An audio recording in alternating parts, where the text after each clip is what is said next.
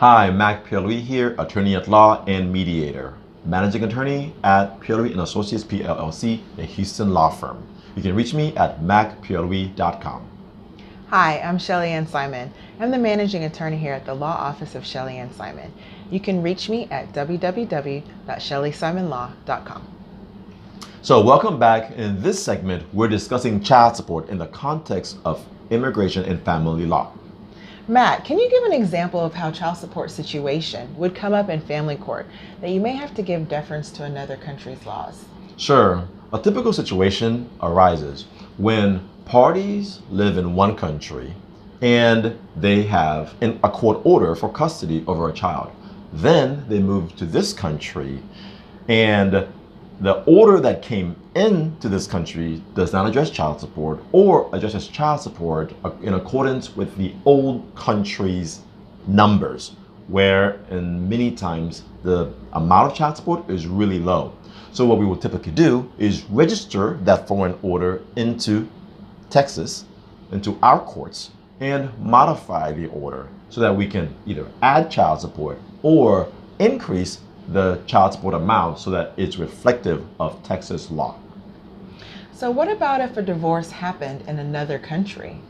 So typically, it won't really matter if there was a divorce decree in another country or a judgment, a custody judgment in the other country. As long as there's a foreign order, we can register it here, assuming that the child lives here in this country as well, and make it into a Texas order so that we can then modify to add child support or increase it.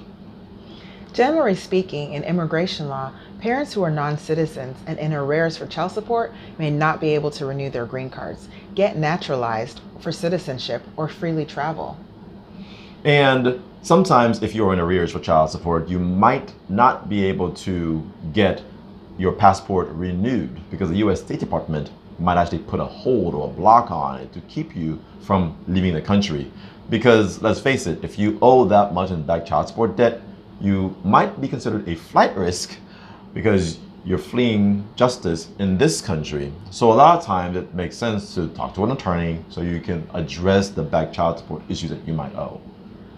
Another negative is a good moral character standard that is required to be a U.S. citizen. It is up to the U.S. immigration officer to determine if you meet the standard. If you have arrears, this may reflect badly and you may not be granted citizenship.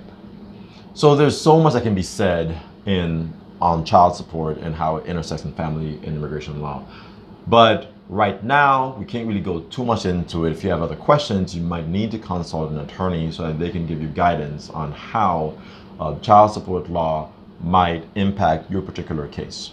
Okay, and with that, this is Mac Pierre-Louis, attorney at law in Houston, Texas. This is Shelly Ann Simon, Law Office of Shelly Ann Simon, www.shellysimonlaw.com. All right, thanks and see you later. Goodbye.